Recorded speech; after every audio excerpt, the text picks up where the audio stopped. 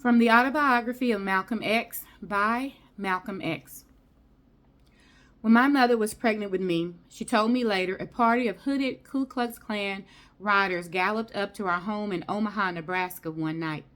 Surrounding the house, brandishing their shotguns and rifles, they shouted for my father to come out. My mother went to the front door and opened it. Standing where they could see her pregnant condition, she told them that she was alone with her 3 small children and that my father was away preaching in Milwaukee. The Klansmen shouted threats and warnings at her that we had better get out of town because the good Christian white people were not going to stand for my father spreading trouble amongst the good Negroes of Omaha with the back to Africa preaching of Marcus Garvey. My father, the Reverend Earl Little, was a Baptist minister, a dedicated organizer for Marcus Aurelius Garvey's UNIA, Universal Negro Improvement Association. With the help of such disciples as my father, Garvey, from his headquarters in New York City's Harlem, was raising the banner of black race purity and exhorting the Negro masses to return to their ancestral African homeland, a cause which had made Garvey the most controversial black man on earth. Still shouting threats, the Klansmen finally spurred their horses and galloped around the house, shattering every window pane with their gun butts. Then they rode off into the night, their torches flaring as suddenly as they had come. My father was enraged when he returned. He decided to wait until I was born, which would be soon, and then the family would move. I am not sure why he made this decision, for he was not a frightened Negro, as most then were, and many still are today. My father was a big 6'4", very black man. He had only one eye. How he had lost the other one, I have never known. He was from Reynolds, Georgia, where he had left school after the 3rd or maybe the 4th grade.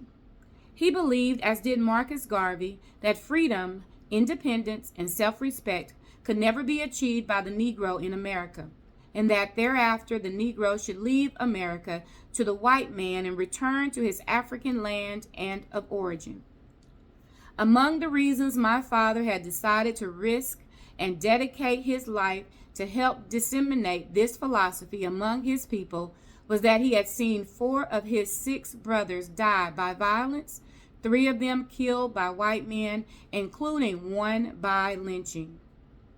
What my father could not know then was that of the remaining 3, including himself, only 1, my Uncle Jim, would die in bed of natural causes. Northern white police were later to shoot my Uncle Oscar, and my father was finally himself to die by the white man's hands. It has always been my belief that I, too, will die by violence. I have done all that I can to be prepared. I was my father's 7th child. He had 3 children by a previous marriage, Ella, Earl, and Mary, who lived in Boston. He had met and married my mother in Philadelphia, where their first child, my oldest full brother, Wilfred, was born. They moved from Philadelphia to Omaha, where Hilda and then Filbert were born. I was next in line. My mother was 28 when I was born on May 19, 1925, in an Omaha hospital. Then we moved to Milwaukee, where Reginald was born. From infancy, he had some kind of hernia condition, which was to handicap him physically for the rest of his life. Louise Little, my mother, who was born in Grenada in the British West Indies, looked like a white woman. Her father was white. She had straight black hair, and her accent did not sound like a Negro's. Of this white father of hers, I know nothing except her shame about it. I remember hearing her say she was glad that she had never seen him. It was, of course, because of him that I got my reddish-brown, mariny color of skin and my hair of the same color. I was the lightest child in our family. Out in the world later on in Boston and New York, I was among the millions of Negroes who were insane enough to feel that it was some kind of status symbol to be light-complected, that one was actually fortunate to be born thus. But still later, I learned to hate every drop of that white rapist blood that is in me. Our family stayed only briefly in Milwaukee, for my father wanted to find a place where he could raise our own food and perhaps build a business. The teaching of Marcus Garvey stressed becoming independent of the white man. We went next, for some reason, to Lansing, Michigan.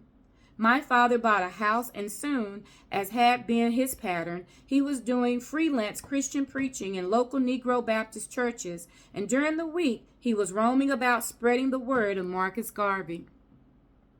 He had begun to lay away savings for the store he had always wanted to own, when, as always, some stupid local Uncle Tom Negroes began to funnel stories about his revolutionary beliefs to the local white people. This time, the get-out-of-town threats came from a local hate society called the Black Legion. They wore black robes instead of white. Soon, nearly everywhere my father went, Black Legionnaires were reviling him as an uppity nigger for wanting to own a store, for living outside the Lansing Negro District, for spreading unrest and dissension among the good niggers. As in Omaha, my mother was pregnant again, this time with my youngest sister. Shortly after Yvonne was born came the nightmare night of 1929, my earliest vivid memory. I remember being suddenly snatched awake into a frightening confusion of pistol shots and shouting and smoke and flames. My father had shouted and shot at the two white men who had set the fire and were running away. Our home was burning down around us. We were lunging and bumping and tumbling all over each other trying to escape. My mother, with the baby in her arms, just made it into the yard before the house crashed in, showering sparks. I remember we were outside in the night in our underwear, crying and yelling our heads off. The white police and firemen came and stood around watching as the house burned down to the ground. My father prevailed on some friends to clothe and house us temporarily. Then he moved us into another house on the outskirts of East Lansing. In those days, Negroes weren't allowed after dark in East Lansing proper. There's where Michigan State University is located. I related all of this to an audience of students when I spoke there in January of 1963. And had the first reunion in a long while with my younger brother Robert, who was there doing postgraduate studies in psychology. I told them how East Lansing harassed us so much that we had to move again, this time 2 miles out of town into the country. This was where my father built for us with his own hands a 4-room house. This is where I really began to remember things, this home where I started to grow up. After the fire, I remember that my father was called in and questioned about a permit for the pistol with which he had shot at the white men who set the fire. I remember that the police were always dropping by our house, shoving things around, just checking or looking for a gun. The pistol they were looking for, which they never found, or for which they wouldn't issue a permit, was sewn up inside a pillow. My father's .22 rifle, his shotgun, though, were right out in the open. Everyone had them for hunting birds and rabbits and other game. After that, my memories are of the friction between my father and mother. They seemed to be nearly always at odds. Sometimes my father would beat her. It might have had something to do with the fact that my mother had a pretty good education. Where she got it, I don't know. But an educated woman, I suppose, can't resist the temptation to correct an uneducated man. Every now and then, when she put those smooth words on him, he would grab her. My father was also belligerent toward all of the children except me. The older ones he would beat almost savagely if they broke any of his rules. and he had so many rules it was hard to know them all. Nearly all my whippings came from my mother. I've thought a lot about why. I actually believe that as anti-white as my father was, he was subconsciously so afflicted with the white man's brainwashing of Negroes that he inclined to favor the light ones, and I was his lightest child. Most Negro parents in those days would almost instinctively treat any lighter children better than they did the darker ones. It came directly from the slavery tradition that the mulatto, because he was visibly nearer to white, was therefore better. My two other images of my father were both outside the home. One was his role as a Baptist preacher. He never pastored in any regular church of his own. He was always a visiting preacher.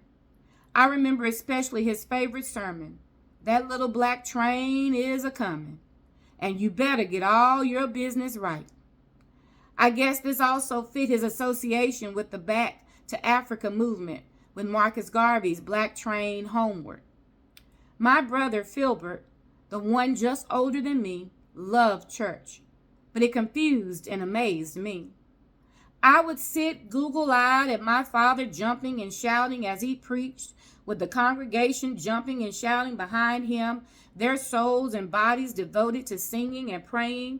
Even at that young age, I just couldn't believe in the Christian concept of Jesus as someone divine.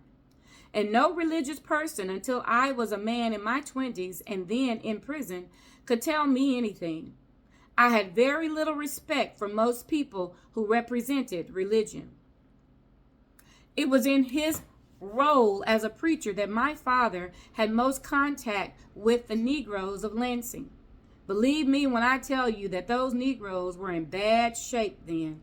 They were still in bad shape, though in a different way. By that I mean that I don't know a town with a higher percentage of complacent and misguided so-called middle-class Negroes, the typical status symbol-oriented, integration-seeking type of Negroes. Just recently, I was standing in a lobby in the United Nations talking with an African ambassador and his wife when a Negro came up to me and said, "You know me?" I was a little embarrassed because I thought he was someone I should remember. It turned out that he was one of those bragging, self-satisfied, middle-class Lansing Negroes. I wasn't ingratiated.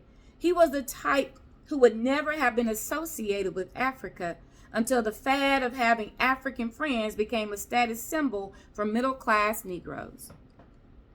Back when I was growing up, the successful Lansing Negroes were such as waitresses and bootblacks. To be a janitor at some downtown store was to be highly respected. The real elite, the big shots, the voices of the race, were the waiters at the Lansing Country Club and the shoeshine boys at the state capitol. The only Negroes who really had any money were the ones in the numbers racket, or who ran the gambling house, or who in some other way lived parasitically off the poorest ones, who were the masses. Parasitically. No Negroes were hired then by Lansing's big Oldsmobile plant or the Rio plant. Do you remember the Rio? It was manufactured in Lansing. And REOs. The man after whom it was named also lived in Lansing. When the war came along, they hired some Negro janitors.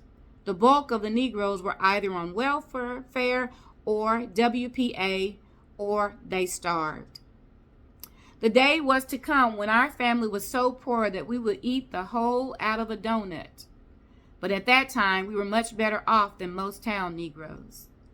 The reason was we raised much of our own food out there in the country where we were. We were much better off than the town Negroes who would shout as my father preached for the pie in the sky and their heaven in the hereafter, while the white man had his here on earth. I knew that the collections my father got for the preaching were mainly what fed and clothed us, and he also did other odd jobs, but still, the image of him that made me proudest was his crusading and militant campaigning with the words of Marcus Garvey. As young as I was then, I knew from what I overheard that my father was saying something that made him a tough man. I remember an old lady grinning and saying to my father, "You're scaring these white folks to death." One of the reasons I've always felt that my father favored me was that, to the best of my remembrance, it was only me that he sometimes took with him to the Garvey UNIA meetings, which he held quietly in different people's homes. There were never more than a few people at one time, 20 at most, but that was a lot packed into someone's living room. I noticed how differently they all acted, although sometimes they were the same people who jumped and shouted in church. But in these meetings, both they and my father were more intense, more intelligent, and down to earth. It made me feel the same way. I can remember hearing of Adam driven out of the garden into the caves of Europe, Africa for the Africans, Ethiopians awake, and my father would talk about how it would not be much longer before Africa would be completely run by Negroes, by black men, was the phrase he always used. No one knows when the hour of Africa's redemption cometh. It is in the wind. It is coming. One day, like a storm, it will be here.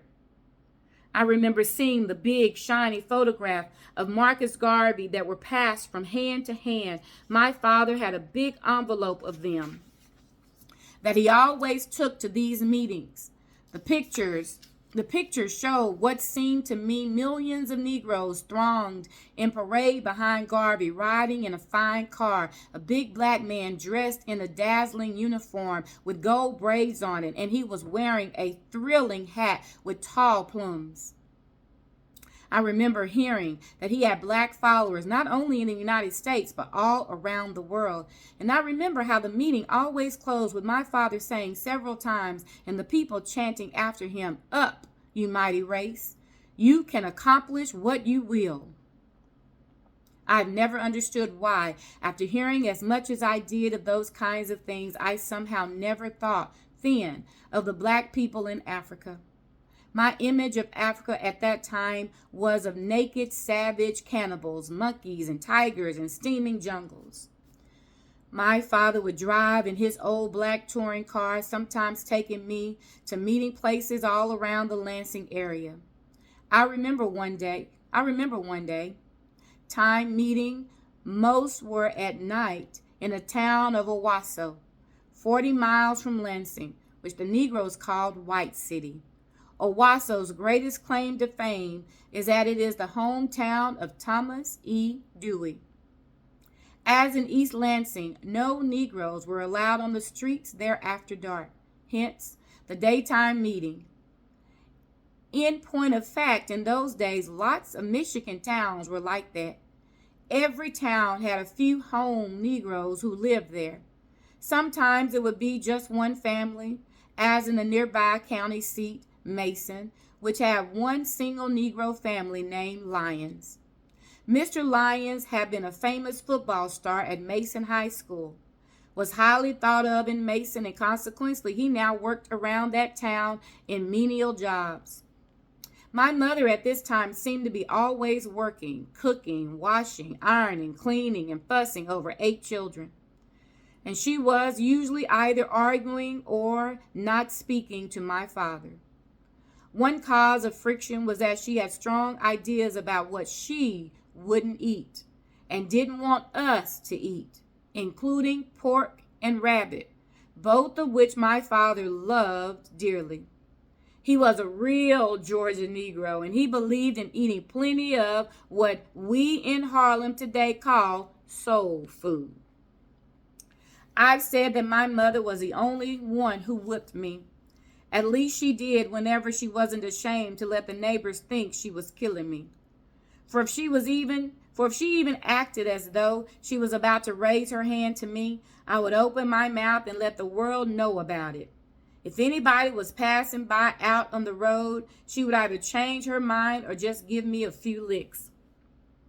Thinking about it now, I feel definitely that just as my father favored me for being lighter than the other children, my mother gave me more hell for the same reason. She was very light herself, but she favored the ones who were darker. Wilfred, I know, was particularly her angel. I remember when she would tell me to go out of the house and let the sun shine on you so you can get some color. She went out of her way never to let me become afflicted with a sense of color superiority. I am sure that she treated me this way partly because of how she came to be light herself. I learned early that crying out in protest could accomplish things. My older brothers and sisters had started to school when sometimes they would come in and ask for a buttered biscuit or something, and my mother impatiently would tell them no. But I would cry out and make a fuss until I got what I wanted. I remember well how my mother asked me why I couldn't be a nice boy like Wilfred. But I would think to myself that Wilfred, for being so nice and quiet, often stayed hungry. So early in life, I had learned that if you want something, you had better make noise. Not only did we have our big garden, but we raised chickens. My father would buy some baby chicks and my mother would raise them. We all loved chicken. There was one dish there that no argument with my father about. One thing in particular that I remember made me feel grateful toward my mother was that one day I went and asked her for my own garden, and she did let me have my own little plot. I loved it and took care of it well. I loved especially to grow peas. I was proud when we had them on our table. I would pull out the grass in my garden by hand when the first little blades came up. I would patrol the rows on my hand and knees for any worms and bugs, and I would kill and bury them. And sometimes when I had everything straight and clean for my things to grow, I would lie down on my back between the two rows and I would gaze up in the blue sky at the clouds moving and think all kinds of things. At 5, I too began to go to school, leaving home in the morning along with Wilfred, Hilda, and Filbert. It was the Pleasant Grove School that went from kindergarten through 8th grade. It was 2 miles outside of the city limits, and I guess there was no problem about our attending because we were the only Negroes in the area. In those days, white people in the North usually would adopt just a few Negroes. They didn't see them as any threat. The white kids didn't make any great things about us either. They called us nigger and darky and rasped us so much that we thought those were our natural names. But they didn't think of it as an insult. It was just the way they thought about us. One afternoon in 1931, when Wilfred, Hilda, Filbert, and I came home, my mother and father were having one of their arguments. There had lately been a lot of tension around the house because Black Legion threats. Anything my father had taken one of the rabbits which we were raising and ordered my mother to cook it. We raised rabbits but sold them to whites. My father had taken a rabbit from the rabbit pen. He had pulled off the rabbit's head. He was so strong he needed no knife to behead chickens or rabbits.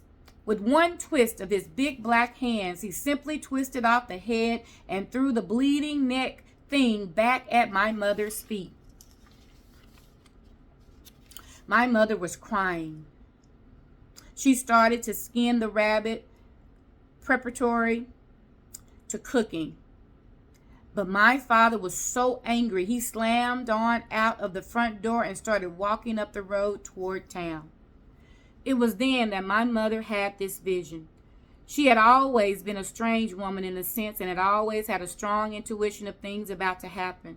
As most of her children are the same way, I think. When something is about to happen, I can feel something, sense something. I never have known something to happen that has caught me completely off guard, except once. And that was when, years later, I discovered facts I couldn't believe about a man who, up until that discovery, I would gladly have given my life for. My father was well up the road when my mother ran screaming out onto the porch. "Early! Early!" She screamed his name. She clutched up her apron in one hand and ran down across the yard into the road. My father turned around. He saw her. For some reason, considering how angry he had been when he left, he waved at her, but he kept on going. She told me later, my mother did, that she had a vision of my father's end. All the rest of the afternoon, she was not herself, crying and nervous and upset. She finished cooking the rabbit and put the whole thing in the warmer part of the black stove. When my father was not back home by our bedtime, my mother hugged and clutched us, and we felt strange, not knowing what to do because she had never acted like that. I remember waking up on the sound of my mother screaming again. When I scrambled out, I saw the police in the living room. They were trying to calm her down. She had snatched on her clothes to go with them, and all of us children who were staring knew without anyone having to say it that something terrible had happened to our father. My mother was taken by the police to the hospital and to a room where a sheet was over my father in the bed, and she wouldn't look. She was afraid to look. Probably it was wise that she didn't. My father's skull on one side was crushed in, I was told later. Negroes in Lansing have always whispered that he was attacked and then laid across some tracks for a streetcar to run over him.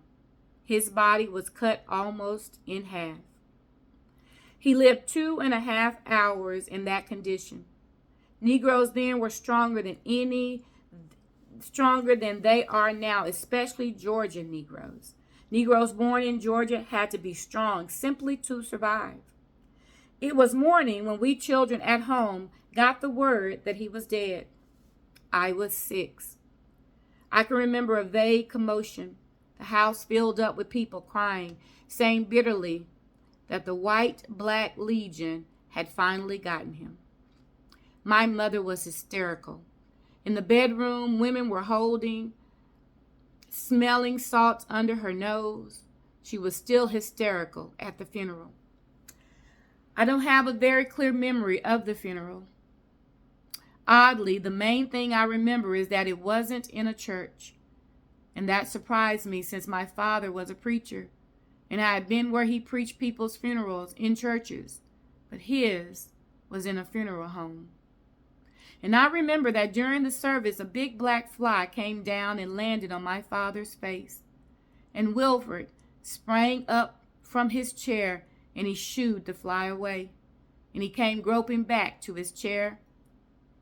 There were folding chairs for us to sit on, and the tears were streaming down his face. When we went by the casket, I remember that I thought that it looked as if my father's strong black face had been dusted with flour, and I wished they hadn't put on such a lot of it.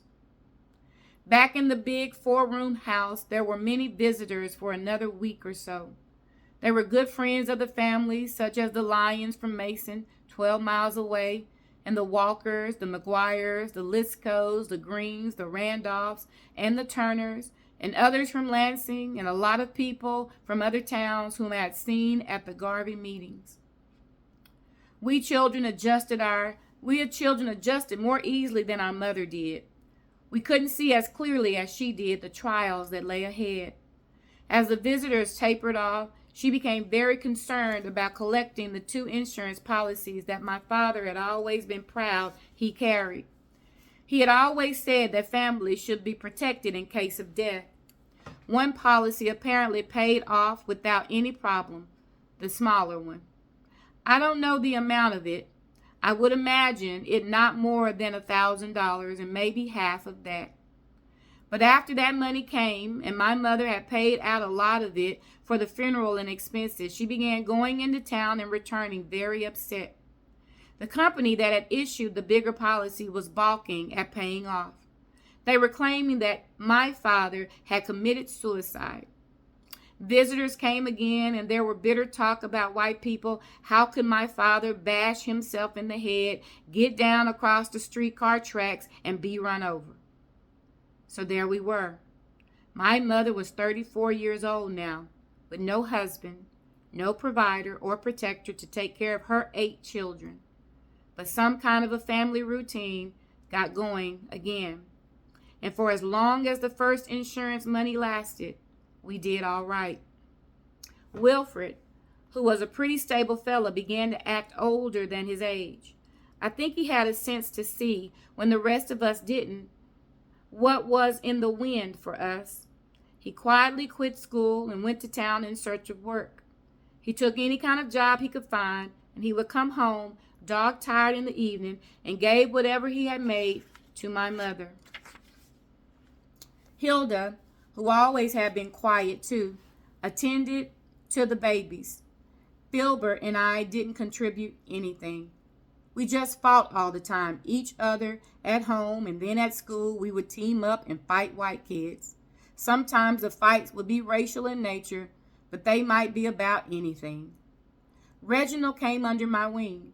Since he had grown out of the toddling stage, he and I had become very close. I suppose I enjoyed the fact that he was the little one under me who looked up to me. My mother began to buy on credit. My father had always been very strongly against credit. Credit is the first step into debt and back into slavery, he had always said. And then she went to work herself. She would go into Lansing and find different jobs in housework or sewing for white people. They didn't realize usually that she was a Negro. A lot of white people around there didn't want Negroes in their homes. She would do fine until in some way or other it got to people who she was, whose widow she was, and then she would be let go. I remember how she used to come home crying, but trying to hide it because she had lost a job that she needed so much. Once when one of us, I cannot remember which, had to go for something to where she was working, and the people saw us and realized she was actually a Negro, she was fired on the spot. And she came home crying this time, not hiding it. When the state welfare people began coming to our house, we would come from school sometimes to find them talking with our mother, asking 1,000 questions. They acted and looked at her and at us and around in our house in a way that had about it the feeling, at least for me, that we were not people. In their eyesight, we were just things. That was all. My mother began to receive 2 checks, a welfare check and, I believe, a widow's pension. The checks helped, but they weren't enough, as many of us as there were. When they came about the first of the month, one always was already owed in full, if not more, to a man at the grocery store, and after that, the other one didn't last long. We began to go swiftly downhill. The physical downhill wasn't as quick as the psychological. My mother was, above everything else, a proud woman, and it took its toll on her that she was accepting charity, and her feelings were communicated to us. She would speak sharply to the man at the grocery store for padding the bill, telling him that she wasn't ignorant, and he didn't like that. She would talk back sharply to the state welfare people, telling them that she was a grown woman able to raise her children, that it wasn't necessary for them to keep coming around so much, meddling in our lives. And they didn't like that. But the monthly welfare check was their pass. They acted as if they owned us, as if we were their private property. As much as my mother would have liked to, she couldn't keep them out. She would get particularly incensed when they began insisting upon drawing us older children aside one at a time out on the porch or something and asking us questions or telling us things against our mother and against each other. We couldn't understand why. If the state was willing to give us packages of meat, sacks of potatoes and fruit, and cans of all kinds of things, our mother obviously hated to accept. We really couldn't understand. What I later understood was that my mother was making a desperate effort to preserve her pride and ours. Pride was just about all we had to preserve. For by 1934, we really began to suffer. This was about the worst depression year, and no one we knew had enough to eat or live on. Some old family friends visit us now and then. At first they brought food. Though it was charity, my mother took it. Wilfred was working to help.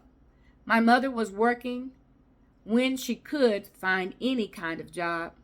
In Lansing, there was a bakery where, for a nickel, A couple of us children would buy a tall flour sack of day-old bread and cookies and then walk the 2 miles back out into the country to our house. Our mother knew, I guess, dozens of ways to cook things with bread and out of bread. Stewed tomatoes with bread, maybe that would be a meal. Something like French toast, if we had any eggs.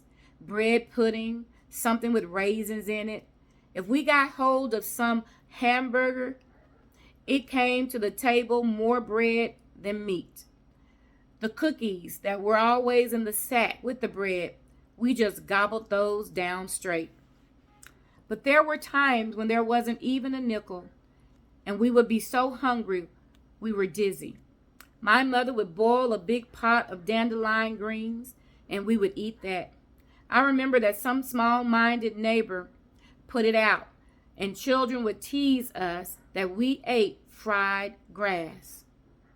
Sometimes if we were lucky, we would have oatmeal or cornmeal mush 3 times a day, or mush in the morning and cornbread at night.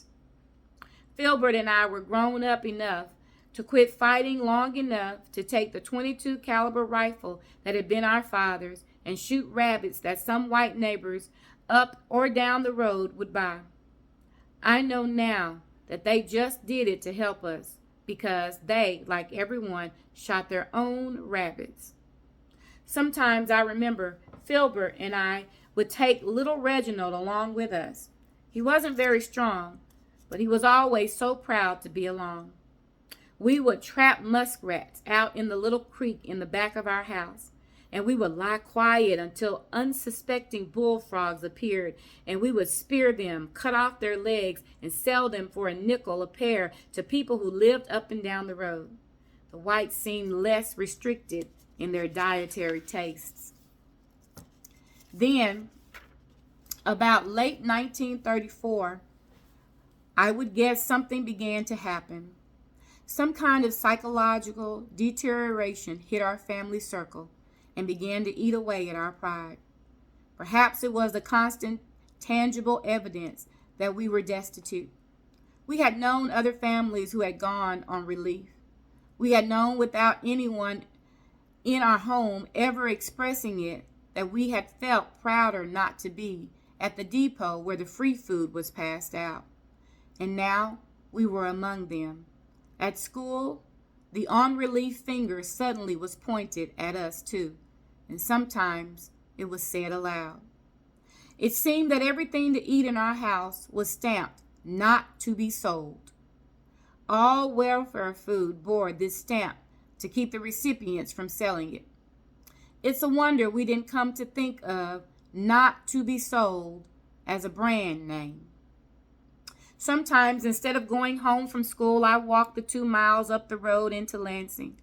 I began drifting from store to store, hanging around outside where things like apples were displayed in boxes and barrels and baskets, and I would watch my chance to steal me a treat. You know what a treat was to me. Anything. Or I began to drop in about dinner time at the home of some family that I knew. I knew that they knew exactly why I was there, but they never embarrassed me by letting on. They would invite me to stay for supper, and I would stuff myself. Especially, I liked to drop in and visit at the Gohana's home. They were nice older people and great churchgoers. I had watched them lead the jumping and shouting when my father preached. They had living with them. They were raising him a nephew whom everyone called Big Boy, and he and I got along fine. Also living with the Gohanas was old Miss Adcock, who went with them to church. She was always trying to help somebody she could, visiting anyone she heard was sick, carrying them something. She was the one who years later would tell me something that I remembered a long time. Malcolm, there is one thing I like about you. You're no good, but you don't try to hide it. You are not a hypocrite.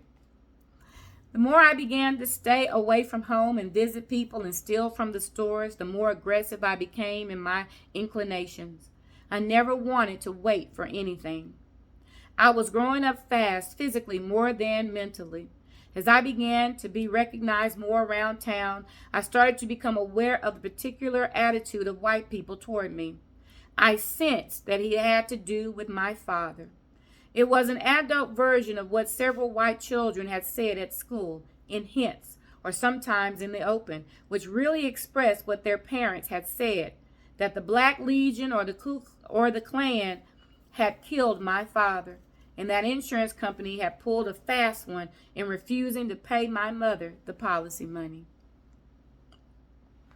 When I began to get caught stealing now and then, the state welfare people began to focus on me when they came to our house.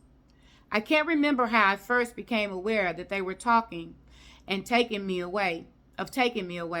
What I first remember along that line was my mother raising a storm about being able to bring up her own children. She would whip me for stealing, and I would try to alarm the neighborhood with my yelling. One thing I've always been proud of is that I never raised my hand against my mother. In the summertime at night, in addition to all the other things we did, some of us boys would slip out down the road or across the pasture and go cooning watermelons.